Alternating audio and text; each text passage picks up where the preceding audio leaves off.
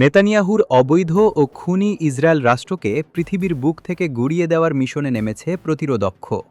লেবাননে বর্বর ইসরায়েলি আগ্রাসন এবং ইরানের পবিত্র ভূমিতে কাপুরুষোচিত হামলার জবাব দিতে এবার আর কোনো রাগঢাক নেই।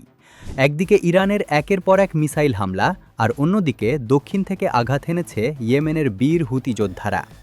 অধিকৃত জাফা বা তেল আবিব অঞ্চলের অত্যন্ত সংবেদনশীল ইসরায়েলি লক্ষ্যবস্তু নিশানা করে বিধ্বংসী হামলা চালিয়েছে ইয়েমেন। একই সাথে লোহিত সাগরে ইসরায়েলি জাহাজের ওপর জারি করা হয়েছে সর্বাত্মক নিষেধাজ্ঞা। টেলিগ্রামে দেওয়া এক বিবৃতিতে হুতি গোষ্ঠী পরিষ্কার জানিয়ে দিয়েছে, উত্তেজনার জবাব এখন থেকে চরম উত্তেজনা দিয়েই দেওয়া হবে। ফিলিস্তিন, গাজা, ইরান, লেবানন ও ইরাকের মজলুম জনগণের ওপর ইসরায়েল ও আমেরিকার যে অন্যায্য অবরোধ, তার মুখে প্রতিরোধ যোদ্ধারা আর নীরব থাকবে না।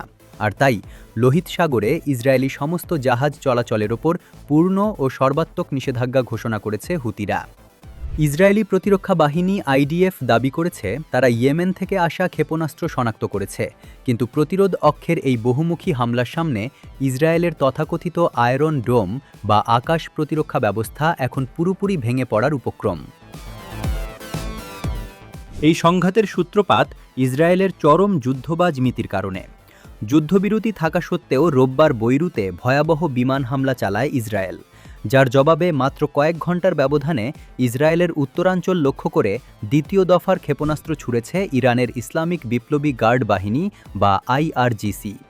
ইরানের স্পষ্ট বার্তা, যুদ্ধবিরতি লঙ্ঘনের ধৃষ্টতা আর সহ্য করা হবে না। যদিও সোমবার ভোরে তেহরান, তাবরিজ ও ইস্পাহানে পাল্টা হামলার নাটক সাজিয়েছে ইসরায়েল, কিন্তু তাতে প্রতিরোধ যোদ্ধাদের মনোবল ভাঙা যায়নি।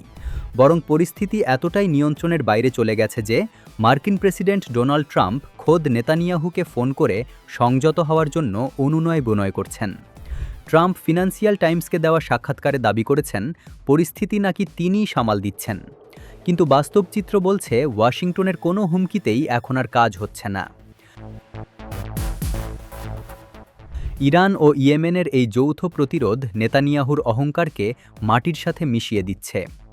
ইসরায়েলকে গুড়িয়ে দেওয়ার যে মিশন আইআরজিসি শুরু করেছে, হুতিদের এই আঘাত তাতে নতুন মাত্রা যোগ করল।